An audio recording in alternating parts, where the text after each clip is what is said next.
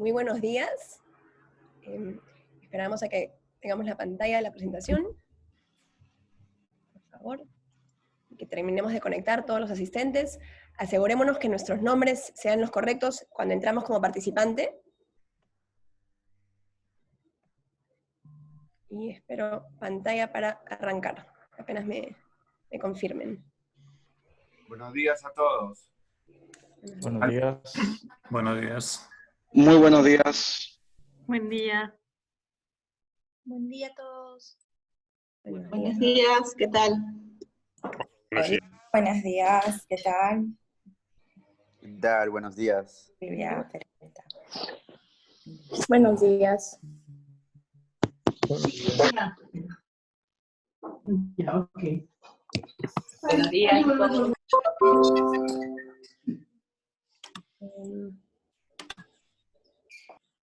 Listo. Ok. Les voy a pedir que silenciemos nuestros micrófonos. Voy a comenzar. Todos. Gracias. Listos para arrancar. Andrés, me das cuando la grandes arranca. Ok. Muy buenos días y bienvenidos a la mesa de acción por el ODS número 3, Salud y Bienestar.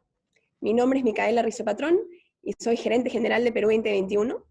El propósito de Perú 2021 es promover el desarrollo sostenible del país, activando a las empresas como agentes de cambio.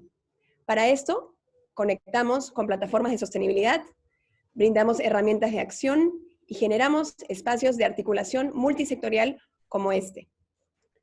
Hoy más que nunca, considerando los retos que estamos viviendo como país y como humanidad, estamos convencidos de que lo que no se mide, no se gestiona.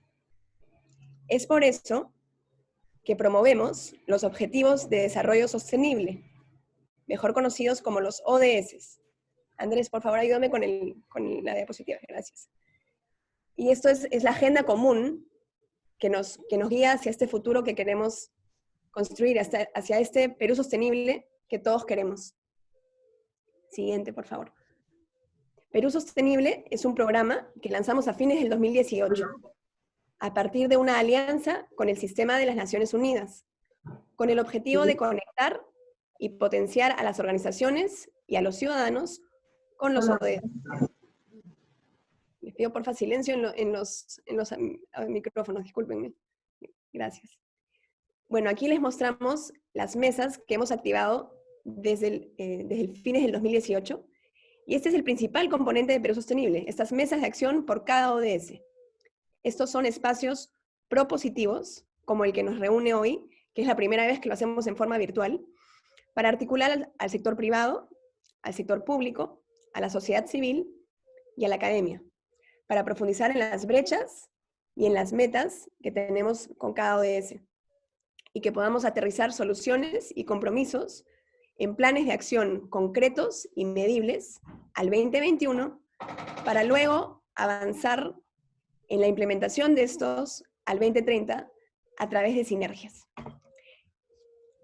Pasamos ahora a donde estamos hoy. Hoy día nos reunimos en torno al ODS 3, Salud y Bienestar, y buscamos ser pertinentes con respecto a la coyuntura actual del COVID-19, reconociendo los grandes retos que vive el gobierno en primera línea de batalla, y buscamos articular este espacio de soporte para involucrar al sector privado y activarlo, y que éste pueda tener un aporte significativo y a largo plazo, para justamente mejorar el sistema de salud para todos los peruanos. Sin más preámbulo, les presento al moderador de las mesas, Augusto Townsend, fundador y curador principal del Comité de Lectura. Y espero tengamos una excelente sesión. Bienvenidos. Gracias, Mica. Buenos días con todos. Como les decía Micaela, esta es la séptima, ¿no es cierto?, mesa de acción que estamos haciendo. Es bien importante esto porque todos ustedes, por supuesto, están familiarizados con digamos, el marco de los ODS, pero de nada nos sirve, digamos, si esto no se convierte en algo accionable y tenemos al sector público, al sector privado y a la sociedad civil trabajando juntos para mejorar esos indicadores y subindicadores que están dentro de cada uno de los ODS. Y este esfuerzo, como les contaba Mica, lo empezamos el año pasado. La verdad que las primeras mesas que hemos tenido han funcionado muy bien, mucha participación tanto del sector privado y sector público y la sociedad civil en general, y nos coge un poco esta situación de epidemia cuando preparamos las mesas del 2020, ¿no es cierto? Y se vuelve más o menos evidente que era importante hacer una mesa sobre el ODS de salud. Y de eso es lo que vamos a discutir hoy. Esta va a ser una mesa especial porque a diferencia de las anteriores probablemente vamos a tener un porcentaje importante de los asistentes en pijama, pero no pasa nada, lo importante es que estén sus cerebros y sus corazones aquí enganchados para que podamos ponernos a discutir de manera profunda sobre estos temas.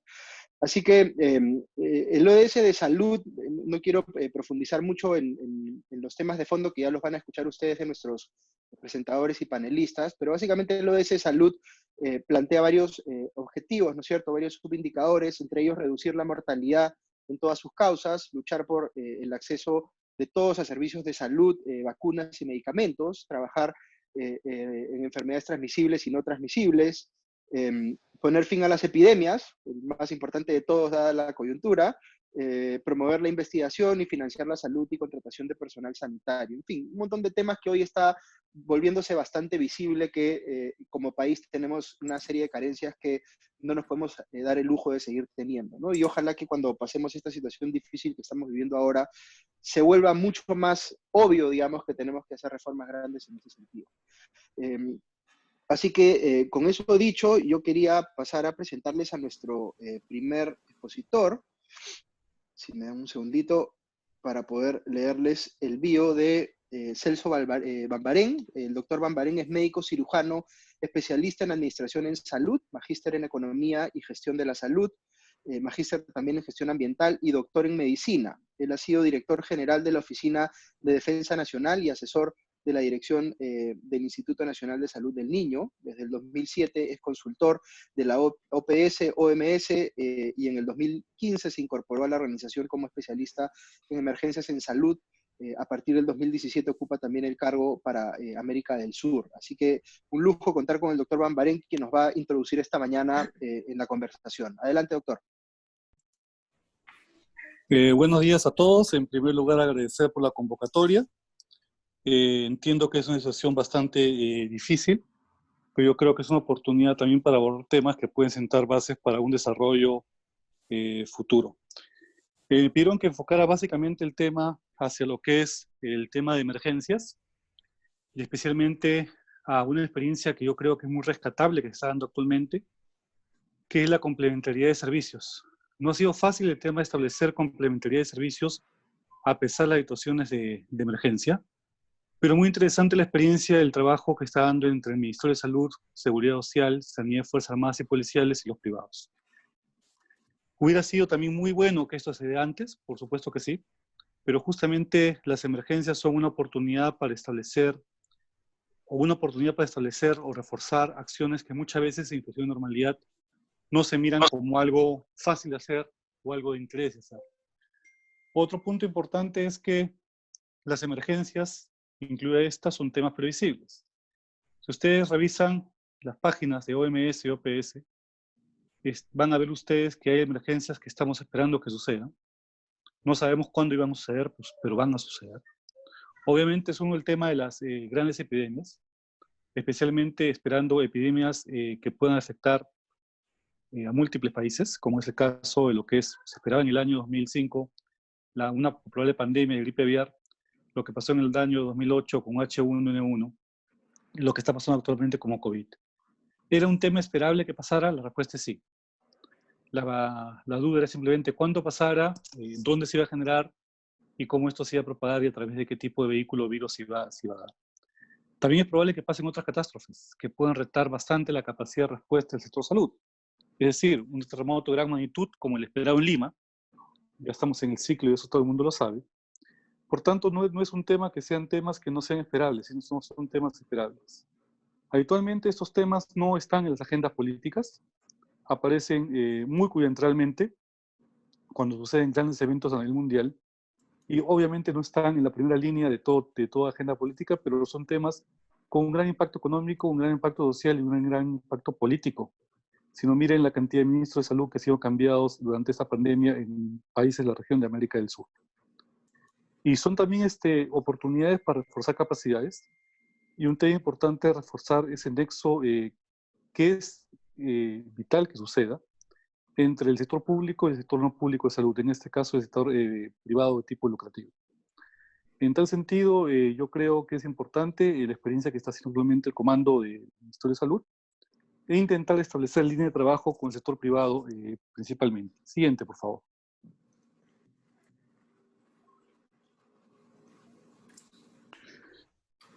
El tema, básicamente, que el pidieron que te desarrollara tiene que ver con el tema de gestión de riesgos vinculados a emergencias y desastres. Pero esto es parte habitual de cualquier servicio. Toda organización pública o privada tiene un manejo de lo que es gestión de riesgos. Y una pequeña parte de gestión de riesgos está enfocada justamente al tema de emergencias y desastres. Pero es un programa más o es parte de los muchos programas que tiene un hospital.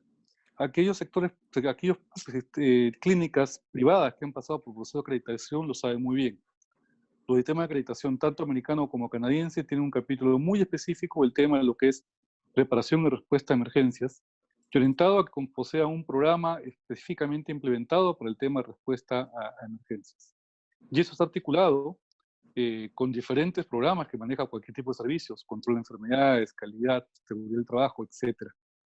Es parte del quehacer diario, sí, pero probablemente no se ha dado la importancia que se había dado en su momento, especialmente vinculado a otros tipos de programas, como el tema del programa de prevención y control de infecciones, que está demostrado actualmente que es nuestro talón de Aquiles en muchos establecimientos de salud. Eso se refleja en la gran cantidad de pacientes, de personal de salud, que está siendo contagiado durante la presente epidemia. Por tanto, ¿es parte del quehacer diario de un servicio? Sí, es parte del quehacer de un servicio, tanto público como privado. La importancia que le den al manejo de riesgo enfocado a estos temas de emergencias vinculados a eventos naturales, tipo sismos, inundaciones o vinculados a epidemias y otros, depende básicamente de la visión, la capacidad de análisis y la priorización que tenga el responsable de la institución dentro de su plan de desarrollo de futuros. Siguiente.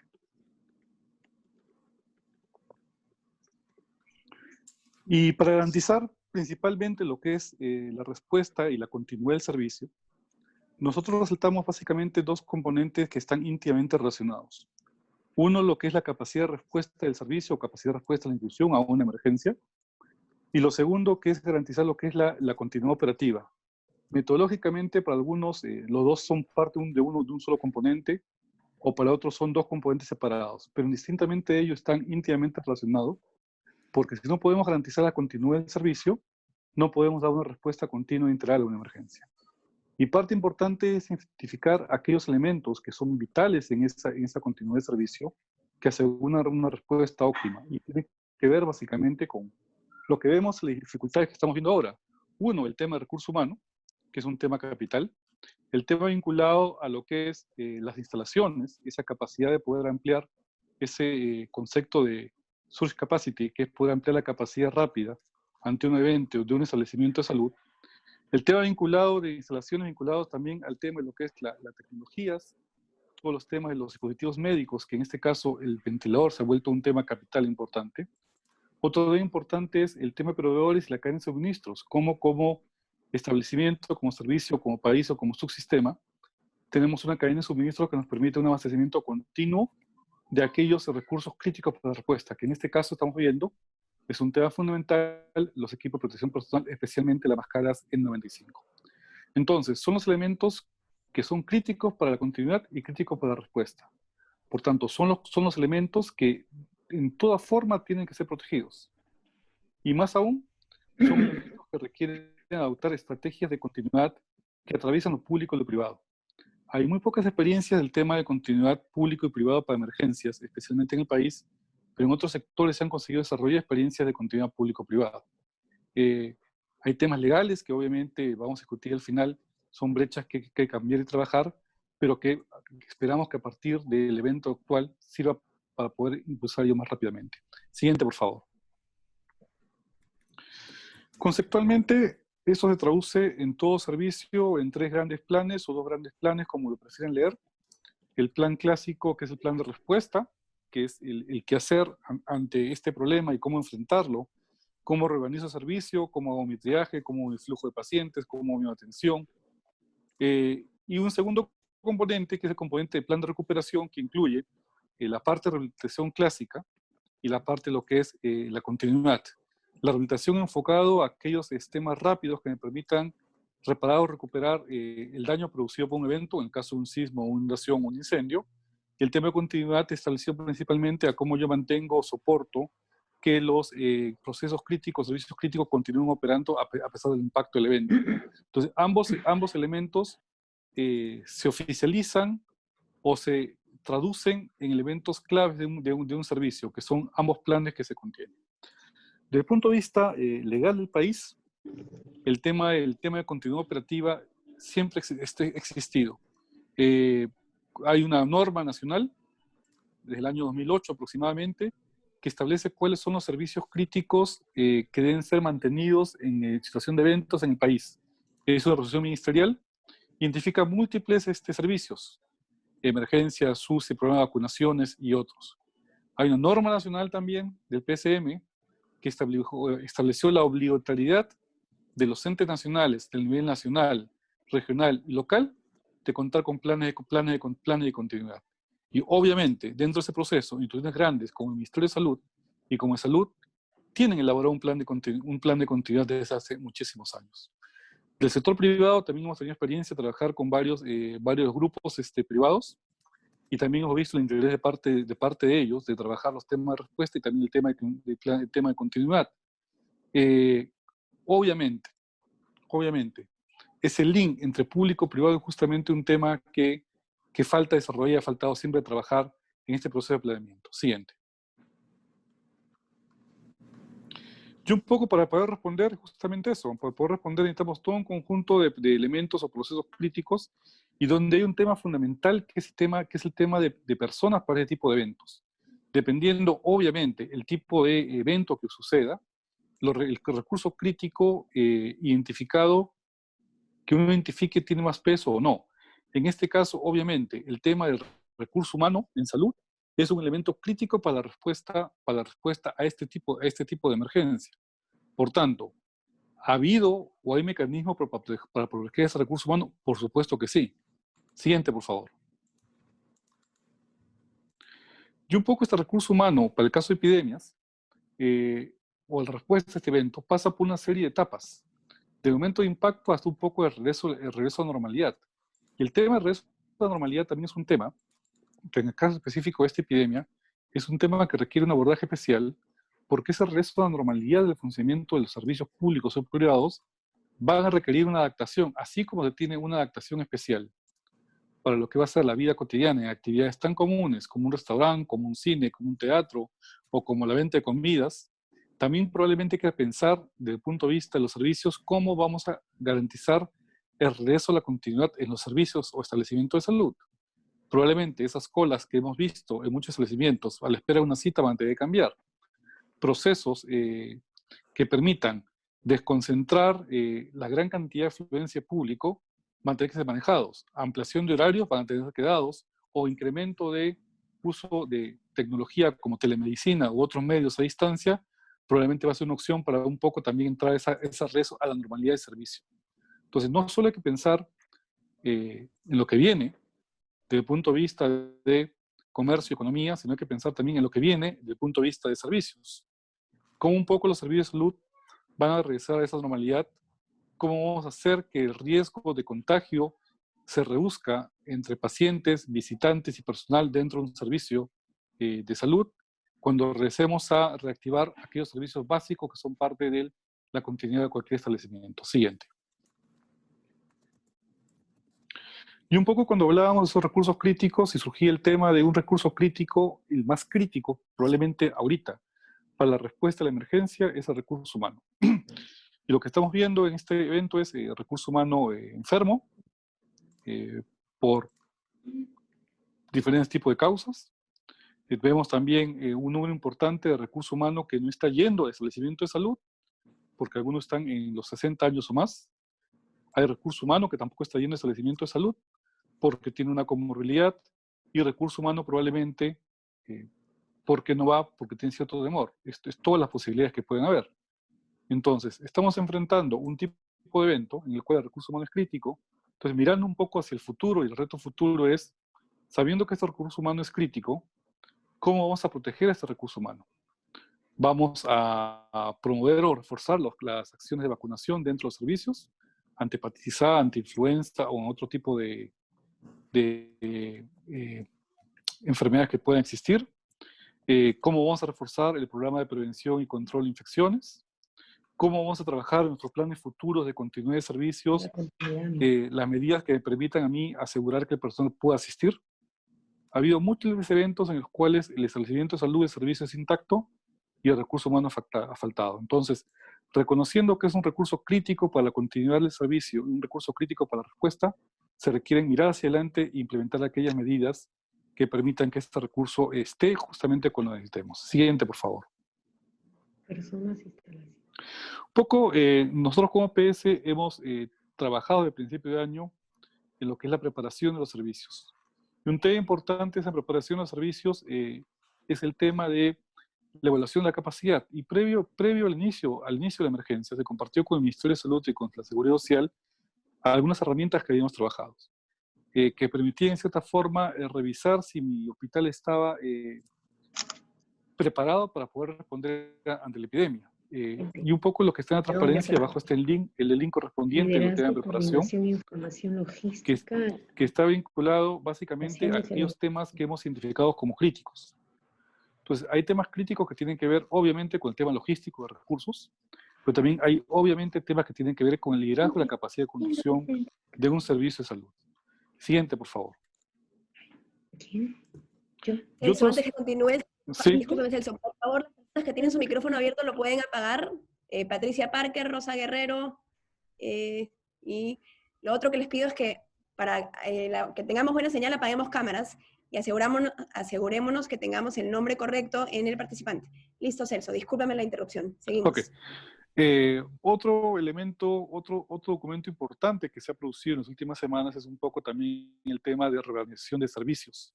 Entonces, dentro de las que son las prioridades actuales de la respuesta de la OPS y la OMS, en primer lugar está salvar vidas, en segundo lugar está el proteger al personal de salud. Tercer punto, tenemos el tema de reducir lo que corresponde a la transmisión de la enfermedad. Y obviamente el tema vinculado a lo que son la capacidad de diagnóstico. Pero el punto fundamental está el tema de salvar vidas. Parte de esa respuesta a salvar vidas es un poco de la organización del servicio y justamente donde entran los problemas mayores de articulación entre público y privado. Reconocemos que el sistema de salud peruano es segmentado y fragmentado. Por tanto, lo que hace una emergencia simplemente es desnudar aquellos problemas estructurales que tiene un sistema o tienen los servicios de un país. Entonces, esa débil articulación público-privada continúa y continuará en la emergencia porque los mecanismos para esa posibilidad de intercambio no solo de servicios, sino de funcionamiento en red. ¿Qué nos referimos en funcionamiento en red? Que yo tenga la capacidad de movilizar recurso humano entre público y privado, que tenga la capacidad de movilizar insumos entre público y privado. Yo me acuerdo mucho en el año 2016, que nos preparábamos para un eventual fenómeno del niño, el 15-16, que nos preparábamos para un eventual fenómeno del niño. Unas preguntas de un gerente de una clínica privada al Ministerio de Salud fue, y en caso que mi clínica, que está ubicada en el norte del país, requisiera trasladar insumos para su funcionamiento en el barco que tiene el Estado peruano, que es el barco Tacna, ¿lo podríamos hacer? La respuesta nunca se dio. Y entonces existen así elementos que para poder organizar esa capacidad de respuesta y responder en red, hay problemas no solo de tipo técnico, sino temas de tipo legales. ¿Cómo yo puedo, por ejemplo, abastecer de insumos o recursos a un establecimiento privado desde el Ministerio de Salud? ¿Cómo puedo hacer yo el intercambio de movilizar recurso humano entre un público y privado para atender la emergencia? Y son temas aún que faltan estructurar. Entonces, esos vacíos técnicos legales, esa falta de visión en red que se ha dado desde antes de la emergencia, porque es un tema estructural, son temas justamente que repercuten en el tema de organización y ampliación de capacidad de oferta. Entonces, un poco como ven ustedes, reorganizar y ampliar las capacidades. Pero eso exige un reforzamiento de capacidades no solo de el tema público-privado, sino también al interno del sector, en el sentido de cómo solo estar pensando en el tema actualmente, de enfrentar la emergencia con el tema de lo que son camas de UCI y con lo que son ventiladores. Cuando todo el sistema de contención de un sistema habitual, que es el primer nivel, actualmente está siendo utilizado. Ustedes como privado tienen una red integrada de una forma vertical.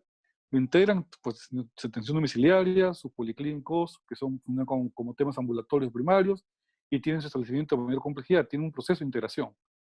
Pero esa integración funcional no se da en el sector público necesariamente. Y actualmente un problema actual es justamente cómo integramos a este proceso de respuesta al nivel primario, tanto público como privado, o público y no público, para que pueda actuar el sistema de contención y evitar que los hospitales se saturen. Si eso no se da, obviamente la cantidad de recursos que se destinan en los hospitales para atender de repente problemas leves que pueden ser tranquilamente abordados en un primer nivel, no se va a dar. Siguiente, por favor. Es un poco lo que quería hoy día comentarles y simplemente dejarles en pantalla todos los documentos que hemos producido como OPS y los documentos también producidos como OMS, que están justamente orientados a esto. El proceso de trabajo público-privado en emergencias tiene una base legal a nivel global. Y esa base global es el marco de Sendai, que se fue suscrito en el año 2015 con una vigencia del año 2030. Cada 10 a 15 años hay reuniones globales para abordar el tema en lo que es la gestión integral de la respuesta y la preparación a emergencias. El primero fue en Yokohama, el segundo fue en Kioto, y el tercero es en Sendai, donde establece justamente el compromiso de los países para abordar los temas de emergencias y desastres. Y hay un especial enfoque a cómo incorporamos al privado en los procesos de preparación y respuesta a emergencias en cualquiera de los sectores: salud, educación, vivienda, etc. Entonces, hay un marco legal que requiere trabajo y requiere articulación.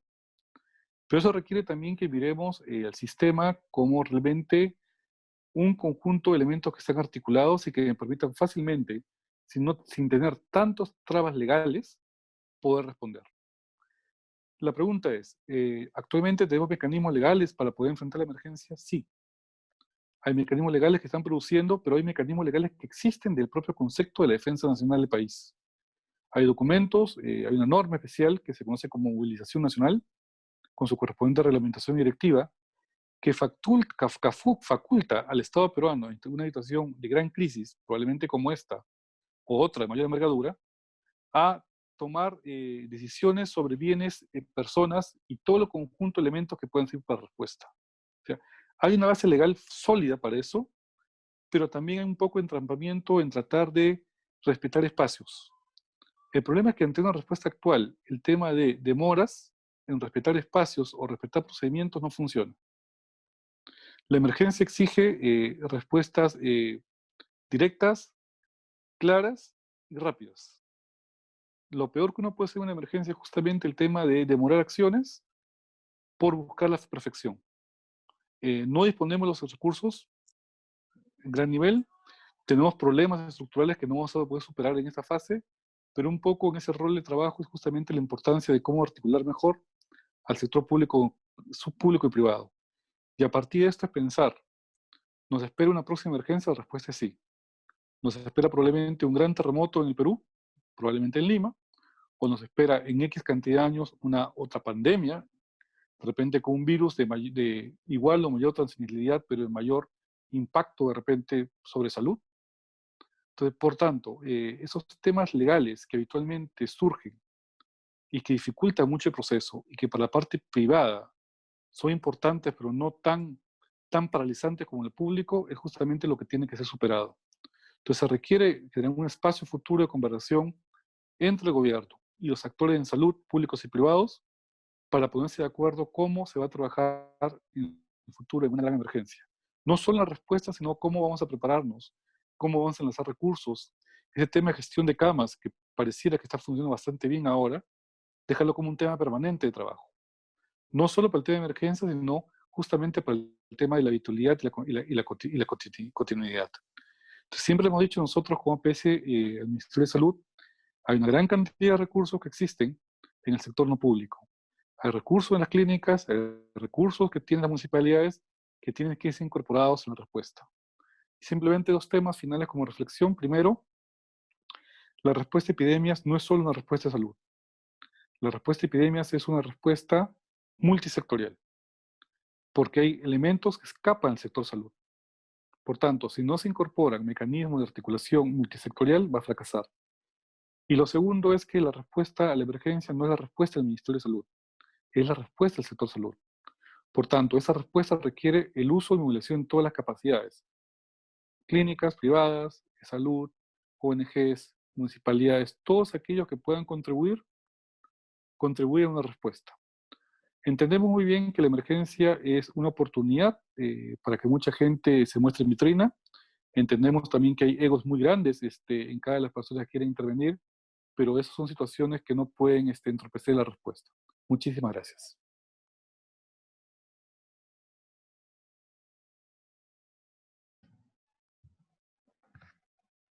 Muy bien, seguimos con nuestra agenda. Muchísimas gracias, doctor Bambarén.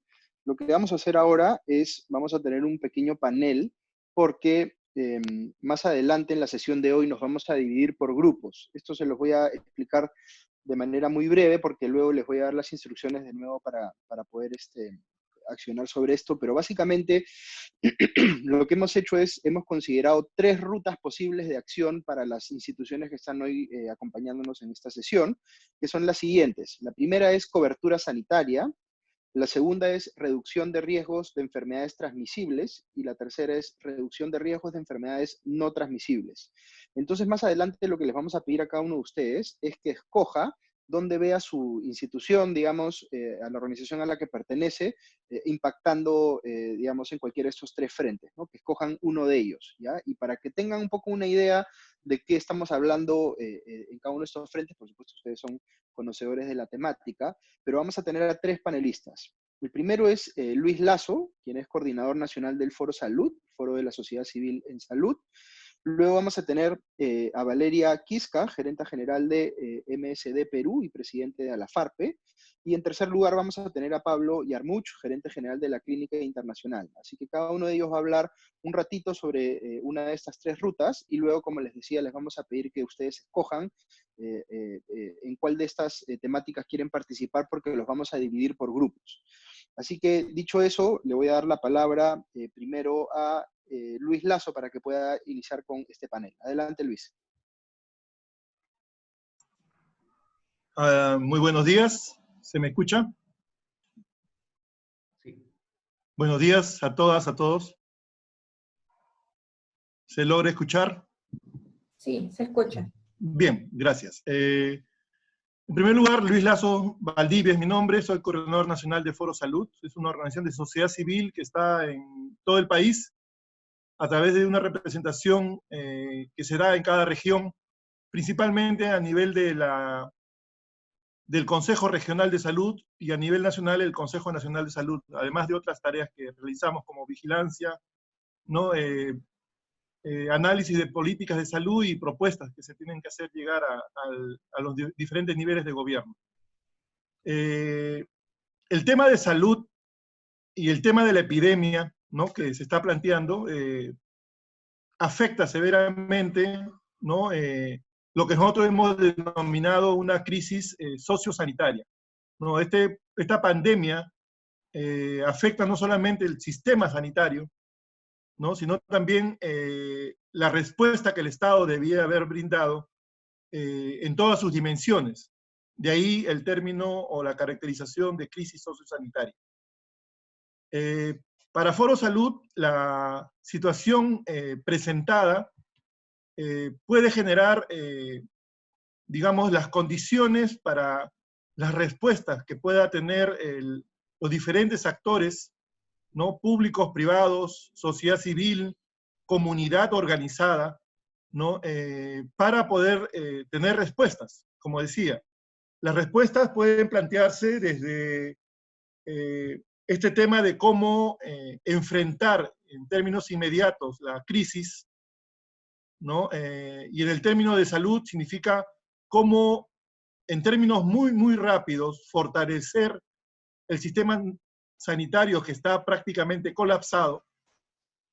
Y la ventana, lamentablemente, desde nuestro punto de vista, no aperturada, o más que ventana, es un inmenso campo que es el primer nivel de atención, ¿no? Donde justamente la población vive, donde las promotoras de salud y dirigentes comunitarios actúan, y donde los establecimientos de salud, que son 7.400, 7.500 centros de salud del primer nivel de atención en todo el país, no han sido activados, por el contrario, fueron paralizados, priorizándose solamente hospitales, y de estos hospitales priorizándose el tema de las áreas críticas como emergencias, salas UCI, no todo el área COVID de un hospital. Consideramos que las posibilidades de acción, ¿no? En términos, por ejemplo, de lo que puede hacer todo la reactivación, ¿no? Y en plena crisis, el tema de las comunicaciones, ¿no? Cómo se logra que los diferentes actores puedan actuar comunicándose en el primer nivel de atención, por ejemplo, entre centros de salud, la comunidad, ¿no? Las promotoras y los dirigentes comunitarios. Los profesionales de la salud en el primer nivel tienen capacidades suficientes como para poder interactuar con su comunidad porque la conocen. Existe este proceso que se llama sectorización, que todos los centros de salud de primer nivel lo impulsan, pero en estos momentos, ¿no? La tecnología es uno de los temas que va a fallar, ¿no? Ya sea desde llamadas simples, como podría entenderse una llamada telefónica, ¿no? Y las respuestas que el sistema de salud en el primer nivel de atención pueda brindar. Otro aspecto me parece importante es el tema de considerar los diferentes componentes comunitarios o espacios comunitarios. Los locales comunales, las escuelas dentro de un ámbito comunitario, son espacios comunitarios que se deben saber aprovechar para todo lo que significa el enfrentar la crisis sanitaria y la crisis sociosanitaria también, la parte social, la respuesta a los comedores populares, el vaso de leche, ¿no? Los gobiernos locales que se les dio el encargo y no han cumplido todos a cabalidad la entrega de víveres. Decía, la nula o cero respuesta de otras condiciones de salud, ¿no? De la población que debieran haber sido atendidas, porque esas enfermedades tampoco se detienen, no esperan. La misma, digamos, mapa de mortalidad, digámoslo así, de los últimos 5 años, se va a repetir en el Perú, y encima tenemos el coronavirus. Los grupos críticos, llamaríamos así, ¿no? Donde el sector público y el privado debiera generar niveles de, digamos, de contacto, de comunicación, son las familias donde haya primera infancia, ¿no? Esta necesidad de poderle dar un soporte sociosanitario a las niñas y niños de 0 a 5 años, o la infancia completa, en términos, por ejemplo, de la educación, todo lo que es la educación primaria básica regular. Las personas adultas mayores, ¿no? El otro extremo etario, ¿no? Que en términos de riesgo se considera el de mayor riesgo. Sin embargo, también lo pongo como un paréntesis, los jóvenes y adultos también en algunos países están teniendo grandes picos de morbilidad respecto al COVID. Los grupos de personas con condiciones de salud mental y los grupos de personas con discapacidad, ¿no? Yo ahí nomás lo dejo, esta parte de estos grupos comunitarios que deberían tener un abordaje importante. Y solamente para terminar esta intervención que se me ha brindado, lo que decía hace un momento el doctor Celso Bambarén, ¿no? Yo creo que la continuidad planteada así podría confundir, porque lo que hay que rehabilitar no puede ser igual a lo que hemos estado teniendo. Entonces el término continuidad podría confundir, como que pudiéramos retornar a lo mismo. Celso lo explicó, ¿no? Lo explicó bien. De lo que él mencionó, se entendía de que deberíamos tener nuevas respuestas.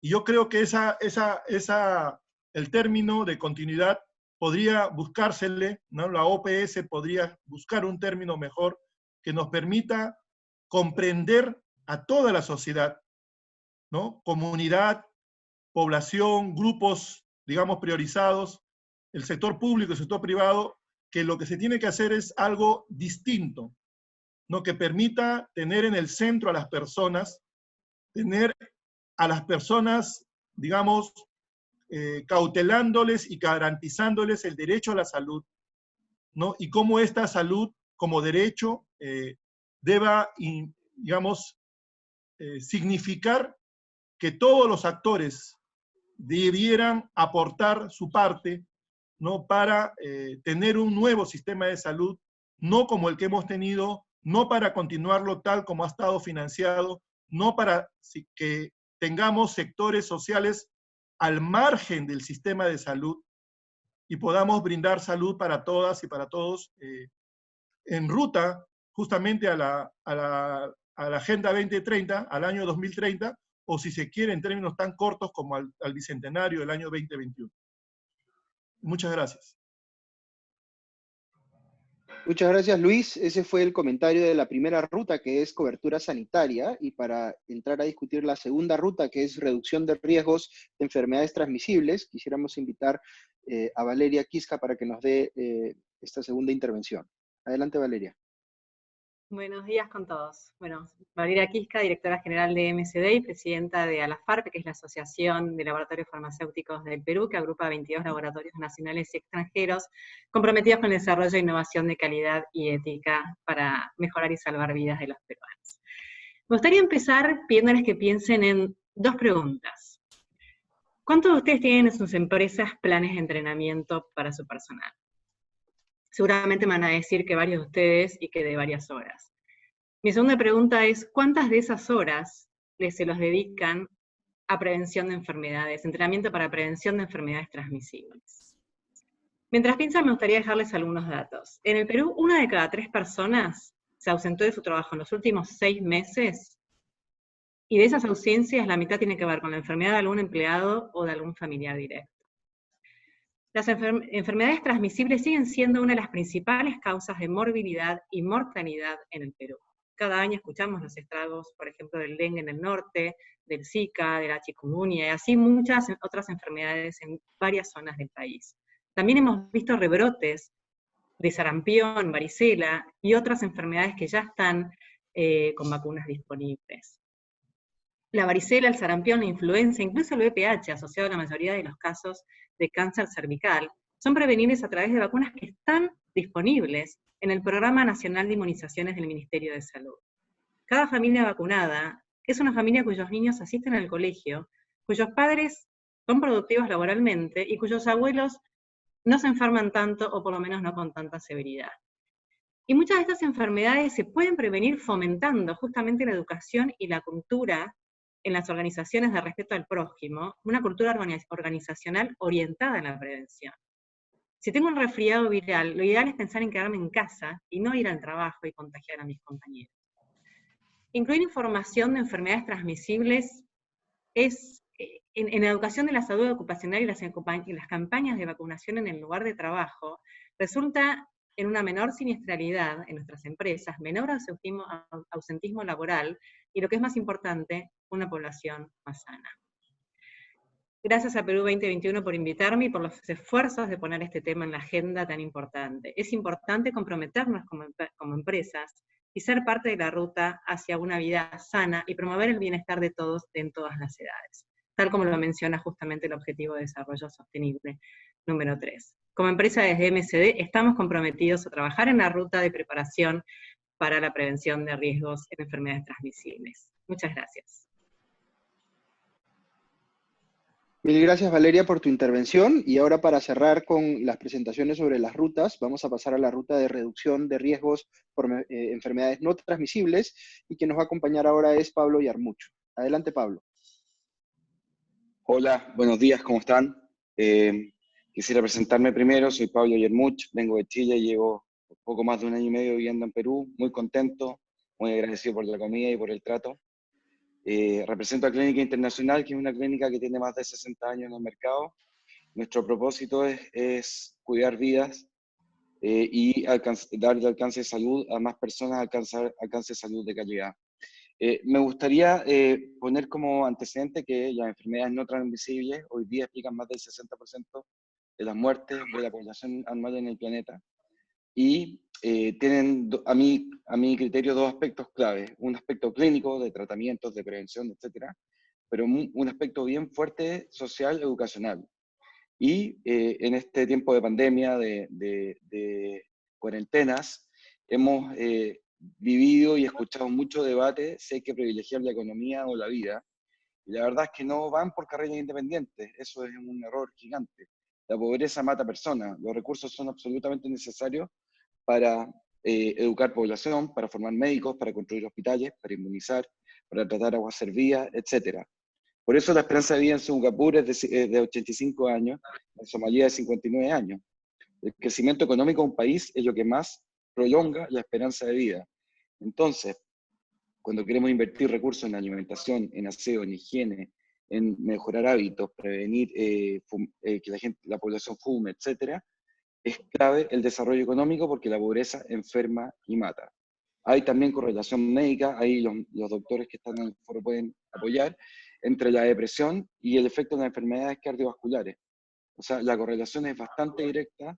La depresión genera inmunosupresión, el desempleo genera inmunosupresión, etc. Por lo tanto, tenemos que tener un discurso bien claro de cómo un país que se desarrolló en forma espectacular en 20 años debe madurar sobre esta crisis por el coronavirus, en cómo enfrenta en forma holística el enfoque de salud desde una perspectiva mucho más robusta, para tener un sistema que colabore y que genere un ecosistema mucho más fuerte de salud para toda la población. Porque acá no es un problema del sector público o del sector privado. La verdad es que una pandemia como la que nos ha atacado, si no se resuelve en forma sistémica, genera un caos general. Muchas gracias. Gracias, Pablo. Con eso hemos tenido entonces las palabras de nuestros 3 panelistas, y ahora es el momento en el que les tengo que pedir a ustedes que definan en cuál de estas rutas creen que sus organizaciones podrían contribuir. Entonces, lo primero que les voy a pedir, y este es un pasito no tan complicado, pero necesito que hagan unas cosas desde los que están viendo esta presentación. Necesito que cambien sus nombres y que pongan al costado de su nombre la ruta, el número de la ruta que van a elegir. Entonces tienen que entrar, no sé si estén utilizando una computadora, un iPad o un teléfono, pero por ejemplo, si cliquean en la parte que dice participantes y encuentran su nombre, ya sea cliqueando sobre su nombre o al costado si hay alguna instrucción, van a ver se les debe abrir un menú que les permite cambiar el nombre. Dice rename o renombrar, no sé cómo es específicamente según el idioma, pero ahí lo que necesito es que pongan luego de su nombre el número de la ruta, ¿no? Si fuera mi caso, digamos, Augusto Townsend, ruta 1, por decirles, ¿no? Les voy a dar un par de minutos a ver si pueden ayudarme con eso. Esto es importante porque luego, cuando los vamos a organizar por grupos, necesitamos que ustedes ya hayan, digamos, evidenciado cuál es la ruta que quieren elegir. Si tienen alguna duda, abran nomás sus micrófonos y preguntan. ¿Puedes poner los números de las rutas, por favor, de nuevo? Sí, podemos poner, Andrés, la diapositiva. Ahí está, ¿no es cierto? La diapositiva que tienen en pantalla tiene las rutas. La número 1, cobertura sanitaria. La número 2, reducción de riesgos de enfermedades transmisibles. Y la número 3, reducción de riesgos por enfermedades no transmisibles.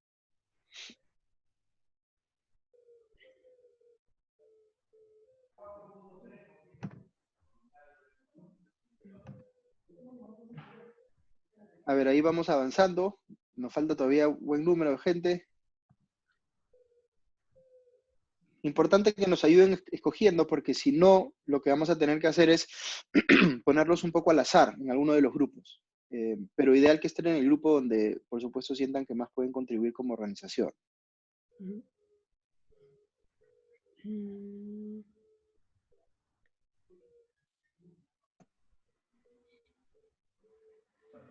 Y si avanzamos con eso, podemos pasar a un siguiente pedido que les voy a hacer. Unos segundos más. Yo creo que ya casi estamos, ¿no? Ok, voy a pedirles entonces una segunda solicitud.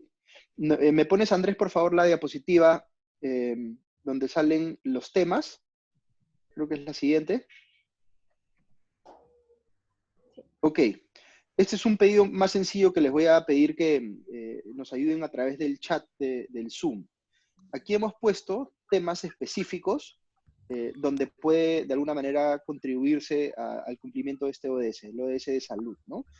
Tecnología, información, transporte, infraestructura, producción, educación, alimento, financiamiento y otros.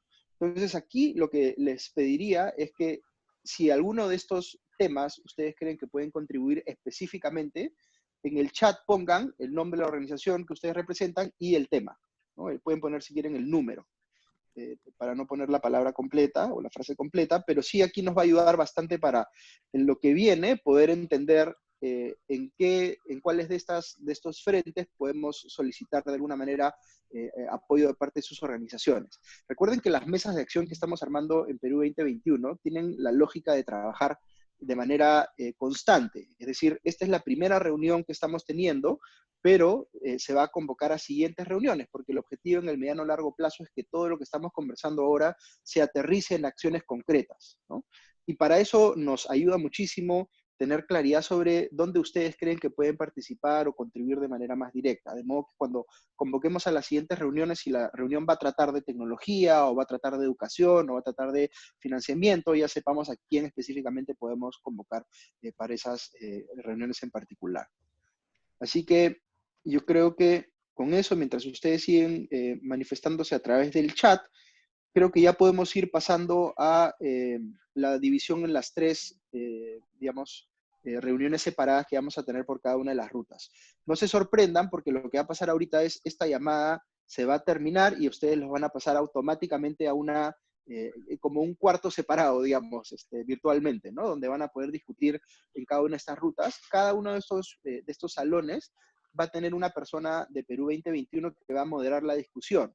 Y lo que se va a buscar es que ustedes de alguna manera comenten, opinen, sugieran cosas que se pueden hacer en cada uno de estos frentes. La persona de Perú 2021 que va a moderar va a ir tomando nota y luego vamos a regresar aquí a la sala grande si quieren y vamos a transmitir un poquito qué fue lo que se dijo en cada una de estas conversaciones. Así que los moderadores de Perú 2021 tienen una chamba ahí bastante importante de tomar nota de todo lo que ustedes digan. Por favor, traten de que sus intervenciones sean bien cortas para darle oportunidad a todos de hablar.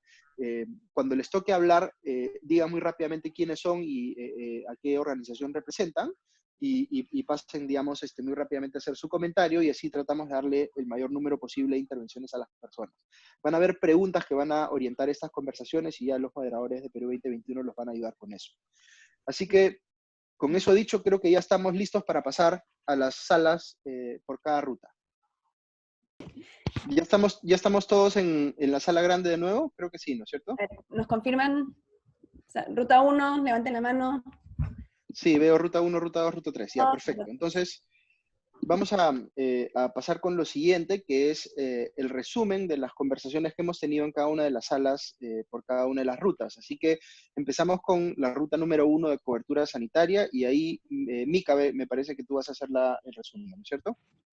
Sí, buenísimo. Bueno, tuvimos a Luis Lazo nuevamente reforzando el tema de cobertura sanitaria y me llevo un mensaje clave, que es que la salud no es un gasto, es una inversión.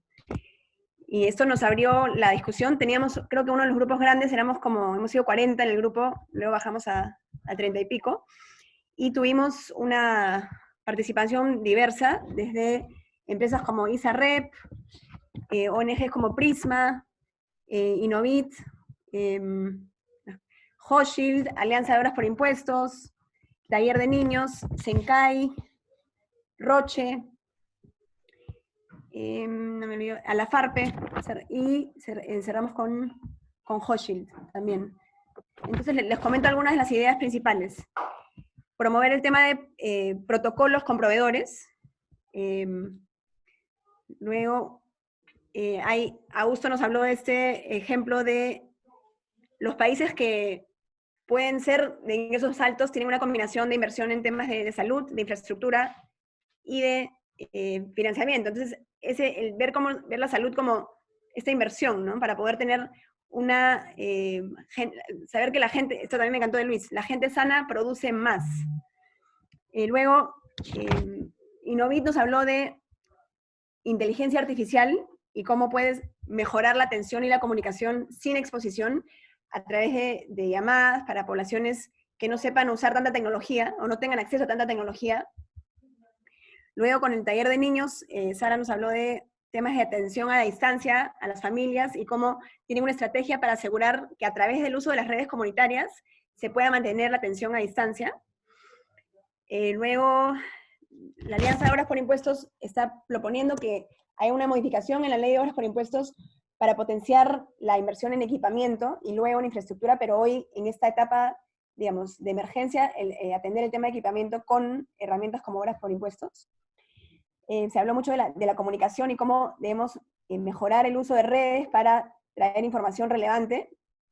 Jürgen de Roche, el gerente general de Roche, nos habló de cómo hay que seguir fomentando estos espacios de colaboración multisectorial para fortalecer las soluciones. Y me encantó la idea de involucrar al sector público, tanto de salud como el MINSA, en procesos de innovación abierta, para ver cómo podemos escalar las soluciones y el financiamiento de estas. A la Farpe también nos habla de la plataforma, tener una plataforma única de reporte tanto de incidencia en enfermedades, pero también de buenas prácticas, y que las empresas puedan compartir estas recomendaciones.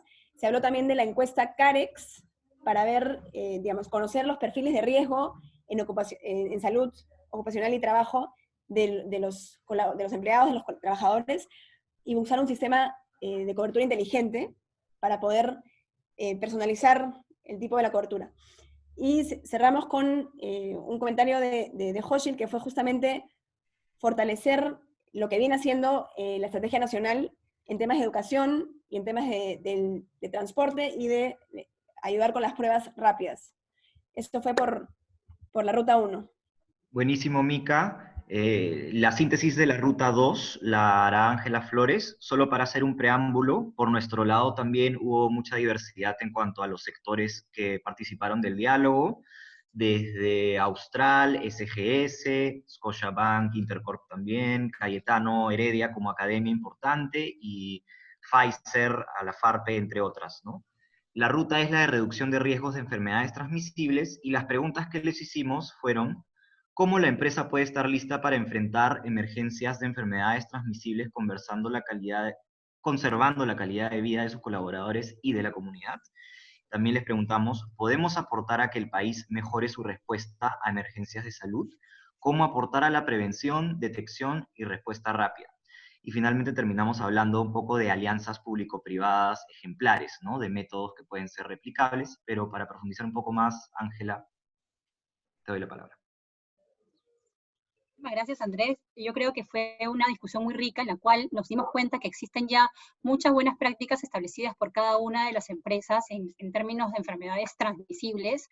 Un aporte muy importante también fue el que hizo la Universidad Cayetano Heredia, con la cual necesitamos en realidad una data de vigilancia y control, no solamente a nivel nacional, sino cada empresa podría estar más vinculada con el Estado, con el sector de salud de su zona de influencia, de su ámbito de influencia, para ir diagnosticando si tienen o no riesgos en su entorno de enfermedades transmisibles e incorporarlos en los protocolos tanto de entrenamiento, con los protocolos de activación de vacunación, que a veces de repente son cosas logísticas que pueden buenamente ser entre privados, descubrir una colaboración conjunta. Asimismo, se compartieron buenas prácticas como las de vacunación, también las de anemia al 100%, que tiene la reducción de anemia al 100% que tiene la Sociedad Nacional de Pesquería, y Australia la expuso muy bien, y también se recogió las buenas prácticas que estamos construyendo desde la FARPE, incorporando la plataforma de telemedicina como complemento a la línea 113 para reducir, digamos, el contagio en términos de COVID y que los pacientes puedan tener una atención, digamos, a domicilio, a veces una teleorientación a domicilio, tanto en pacientes COVID y en el futuro en pacientes crónicos. Los ejemplos del Scotiabank fueron muy importantes con respecto a todas las redes que tienen también a nivel local y los puntos de contagio que tienen, los puntos de contacto que tienen a nivel de su estrategia en cuanto a riesgos, y ese mapa de riesgos también puede ser compartido a nivel de empresas en cada zona y ámbito de influencia regional. Andrés, si me he olvidado de algo, por favor, contribúyele. Yo creo que son los highlights que hemos incorporado. Pfizer también comentó sobre múltiples buenas prácticas a nivel global, y creo que la generación de confianza es el driver transversal para poder lograr una cooperación público-privada. Gracias. Y creo que eso es todo, Ángela. Igual nosotros hemos estado transcribiendo, digamos, en un documento aparte, todos los aportes. Esto es algo que vamos a compartir luego junto con la grabación. Finalmente, Ruta 3. Hola, ¿cómo están? Yo soy Adriana Quiroz, soy de Breca y me tocó tener la oportunidad y el honor de transmitir todos los comentarios de la Ruta 3. Cuando estábamos hablando de riesgos por enfermedades no transmisibles, llegamos a la conclusión de que aunque el COVID ahorita es lo urgente, la salud en general, de forma holística, es lo importante. Entonces estuvimos hablando de diferentes enfermedades, desde enfermedades crónicas, tipo problemas cardíacos, diabetes, cáncer y demás, pero hicimos un énfasis especial en el tema de la salud mental. Y aquí Pablo Yarmuch de la clínica nos dijo que esto se parece al meme de quién impulsó la transformación digital en tu empresa, si fue tu gerente general o el COVID. Bueno, pensamos que lo mismo va a pasar con el tema de salud mental. ¿Por qué? Porque esto es un trauma colectivo y todos se nos está generando una presión psicológica enorme. Y entonces, más allá de este enlace que vimos entre la salud mental y la productividad, en realidad está el cómo la salud mental es clave para protegerte de otro tipo de enfermedades, porque te baja la inmunidad, ¿no? Estamos hablando de un aumento de vulnerabilidad en todos los rangos de trabajadores, desde más arriba hasta más abajo, en todas las familias que eso incluye y hasta en las comunidades también. Entonces hablamos sobre la importancia de la educación en prevención, y ahí RIMAC seguro dio varios ejemplos de todo el trabajo que ellos hacen por ese el core de su negocio y que pueden compartir. También se habló sobre la necesidad de una comunicación empática y una comunicación sensible y responsable, y por ahí Renzo de Vibra Comunicaciones nos dijo que si bien se había lanzado la educación por televisión, podríamos hacer algo por el estilo con temas de salud, especialmente en cambiar estos 4 hábitos que son tan importantes para todo lo que son enfermedades no transmisibles, que es el consumo de alcohol, el consumo de tabaco, el sedentarismo y todo lo que es la nutrición, ¿no? También hablamos sobre cómo varias empresas están desplegando redes de apoyo para sus colaboradores, no solo para el cómo te sientes en general, sino para las posibles desvinculaciones y cambios organizacionales que se vienen. ¿Por qué? Porque bien como nos decía Jimena de DBM, justo en este momento, si estás en tu casa, no tienes un espacio para procesar lo que sea que pase. Y si estás solo en tu casa, no tienes a una persona que te pueda apoyar por estos procesos tan difíciles. Entonces, el cómo necesitamos más que empatía, una compasión enorme para liderar a través de estos cambios tan grandes, y el cómo tenemos que empezar a meter todas estas enfermedades en la agenda de las empresas. Poco a poco irlas conversando, abriendo estas conversaciones que a veces son un poco tabú, y siempre recordando que la condición no hace a la persona. Ahí está. Gracias, Adri. Muy bien, vuelvo yo entonces. Sí. A ver, tenemos ya, bueno, un agradecimiento a todos nuestros voceros oficiales de las rutas, 1, 2 y 3, y vamos a tener como cierre una presentación súper interesante de una persona que sabe mucho de salud y de economía, que es Pablo Lavado, quien hoy trabaja en el Consejo Privado de la Competitividad, pero estaba antes en el Ministerio de Salud y por supuesto es un experto muy reconocido en este tema. Así que con eso dicho, adelante Pablo, te escuchamos.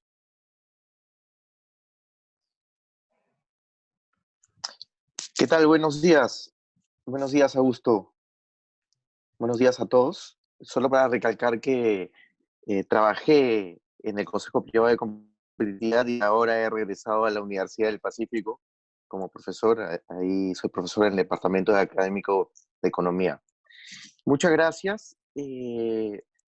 Este tipo de espacios son los que hay que empezar a promover, a fortalecer y dar sostenibilidad en términos de qué es lo que queremos para nuestro Perú al año 2030.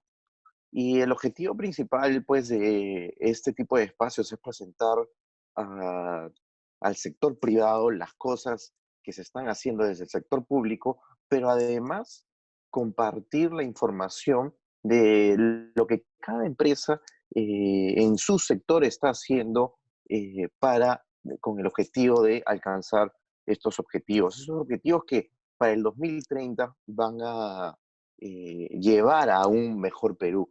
Y de hecho, no hay mejor oportunidad que una crisis, como se dice, ¿no? Se ha mencionado que el gasto en salud no se debe hablar como gasto, sino es una inversión en salud. Y efectivamente, los estudios nos dicen que el invertir en salud desde temprana edad va a significar un incremento de la productividad significativa para los años que vienen. Un niño sano es un niño que aprende más en el colegio, aprende mejor en el colegio, va a continuar sus estudios superiores, universitarios, tecnológicos, y luego se va a desempeñar de mejor manera en el mercado laboral. Por eso es importante que, en primer lugar, fortalecer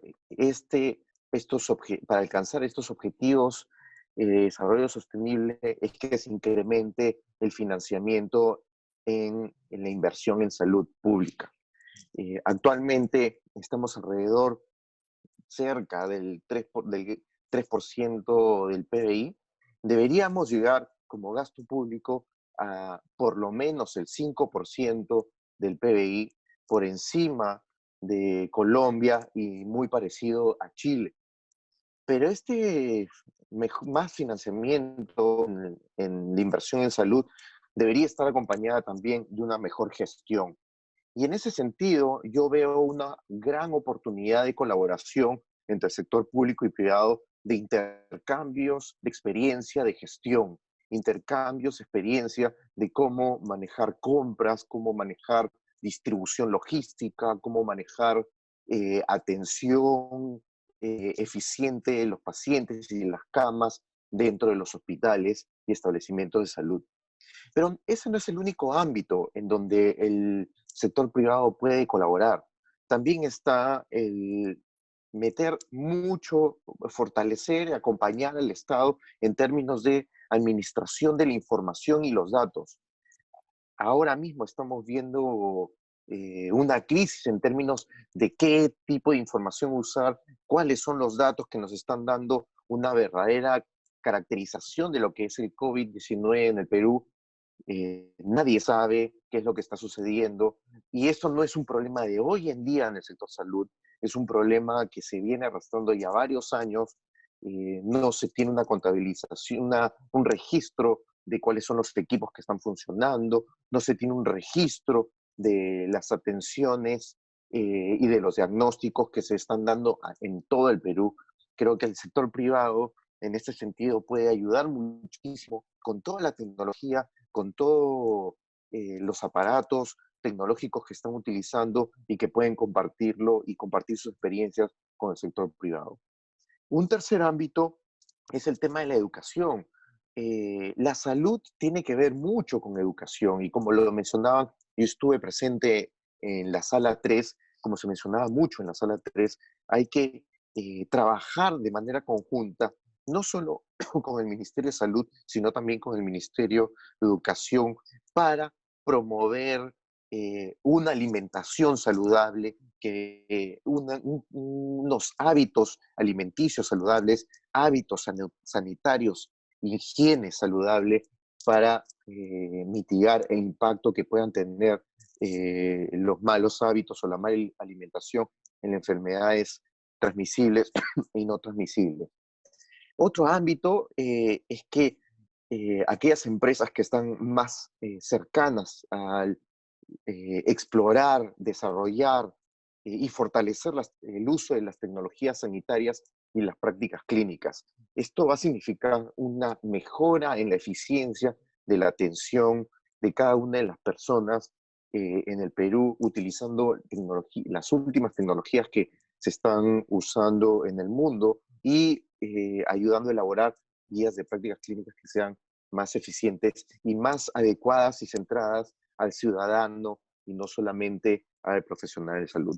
Como ven, hay toda una gama grande de colaboración público-privada. Me estaba olvidando de las obras por impuestos.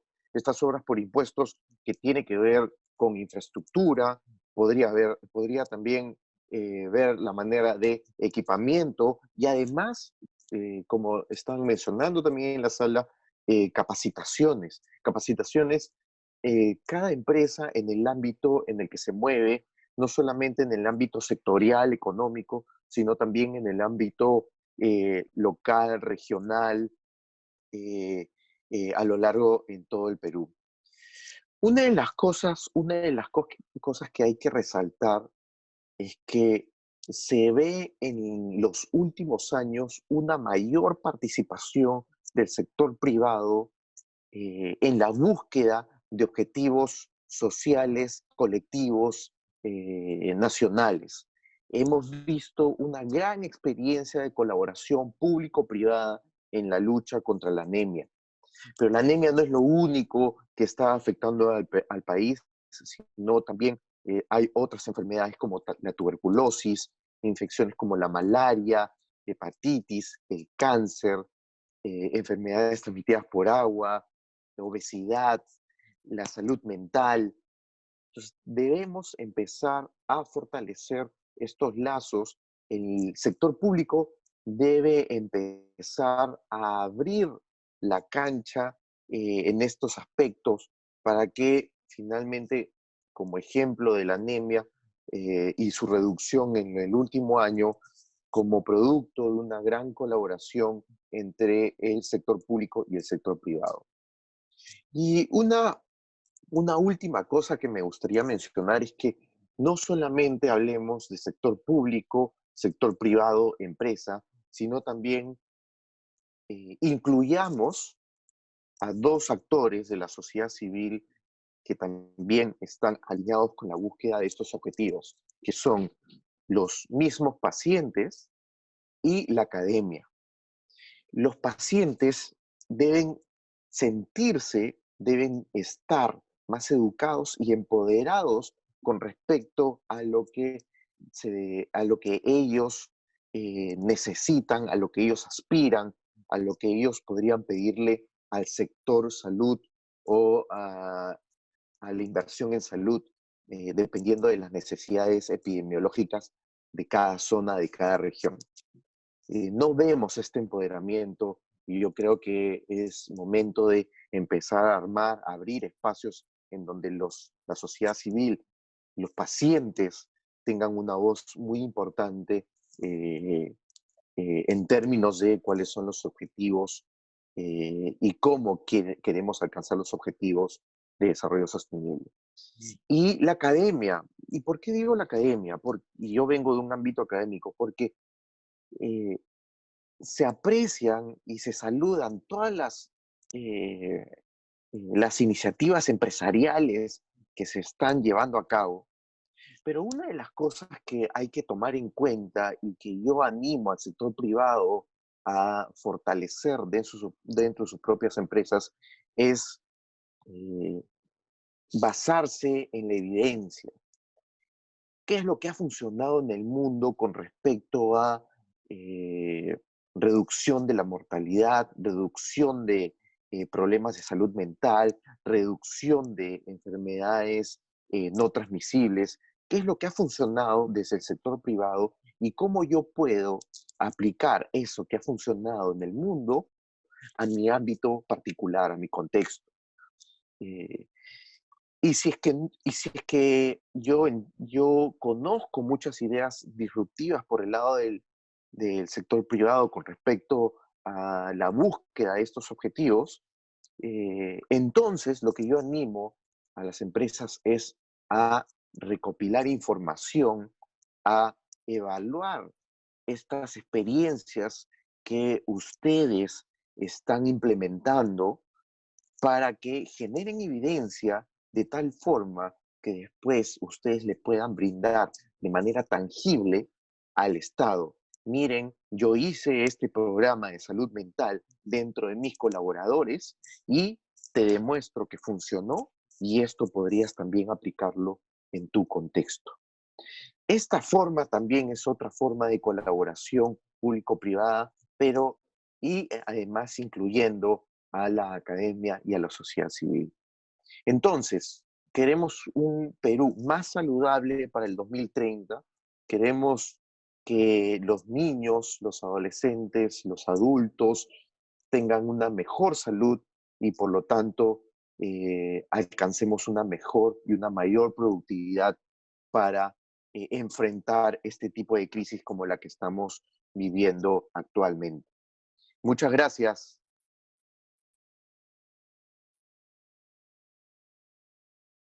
Gracias, Pablo. Sorry por la imprecisión en la presentación. Yo creo que ya estoy bastante sorprendido con el cumplimiento de los tiempos. Nos ha ido bastante bien esta mañana. Solamente quería compartir algunas reflexiones finales antes de darle la palabra a Mika para que haga la despedida. Yo creo que cuando empezamos a conversar sobre la agenda de los ODS, un poco lo que pensamos es, necesitamos amaquear un poco a la sociedad peruana, al sector público, al sector privado, a la sociedad civil, digamos, y poner en agenda aquellas reformas que se muestran a veces tan complicadas que preferimos echarles tierrita y ponernos abajo de la alfombra, ¿no? Una de las cuales claramente es la reforma del sector salud. Y esta epidemia de alguna manera nos ha enrostrado que hay cosas que ya no pueden seguir siendo como han venido siendo en los últimos años o décadas, sino que se presenta una oportunidad muy importante para hacer cosas relevantes y cambiar un poco esta realidad que nos da un poco de pena, digamos, verla tan cruda en esa situación que estamos viviendo ahora. Muchos se han quedado un poco con ganas de conversar más. Las sesiones... No se olviden que esto sigue. Esta es la primera reunión, ha sido una reunión exploratoria que nos ha permitido saber un poco qué están pensando ustedes, dónde ven la posibilidad de generar cambios importantes y por supuesto se les va a seguir convocando en adelante para que se mantenga esta conversación y sobre todo se vuelva accionable y podamos plantear cosas que realmente empiecen a cambiar la situación en la realidad. Así que eso por mi lado. Mika, no sé si nos quieres dar unas palabras de cierre. Gracias, Augusto. Muchísimas gracias a Celso, a Pablo y a nuestros líderes especialistas en cada ruta. Como dijo Augusto, esto sigue. Este no es un espacio solo de diálogo, es una mesa de acción en la que buscamos que cada una de las rutas y cada una de las iniciativas planteadas por ruta se potencie en más acción. Y tengamos de aquí al 2021 una hoja de ruta muy clara para poder implementarla hacia el 2030 y cumplir, en este caso, con el Objetivo de Desarrollo Sostenible número 3, salud y bienestar. Sabemos que estamos viviendo un reto a nivel humanidad, a nivel país, y me lleno de emoción y de ilusión de que creo que hay muchas personas, hay muchas empresas, hay muchas organizaciones con ganas de aportar y con ganas de ver la oportunidad en la crisis y poner su hombro y salir adelante para juntos construir este mejor Perú. Repito la frase estrella que me llevo de Luis Lasso, que es que la salud no es un gasto, es una inversión, y que peruanos sanos producirán más. Así que tenemos aquí, ya para cerrar, les voy a pedir que agarren sus teléfonos y le tomen foto a este código QR. Es una pequeña encuesta para asegurarnos que siempre las sesiones sean mejores y podamos darles esa mejor experiencia. y seguimos para adelante. Muchísimas gracias. Estaremos compartiendo el video. Creo que la presentación, bueno, creo que sí la vamos a compartir. No sé si Celso ha dado su aprobación, se los confirmaremos. Y sí, la síntesis de todas las iniciativas, y los estaremos contactando por ruta, para que sigamos avanzando en estas submesas que van a activarse en cada una de las rutas. Andrés, no sé si me olvido de algo que quieras reforzar. Buenísimo, eso es todo, Mica. Muchísimas gracias, equipo, y vamos Perú. Sí se puede. Ahí estamos. Gracias. Gracias. Muchas gracias a todas, a todos. Muchas gracias. Muchas gracias. Adiós, gracias. Gracias. Chao. Chao, gracias. Gracias.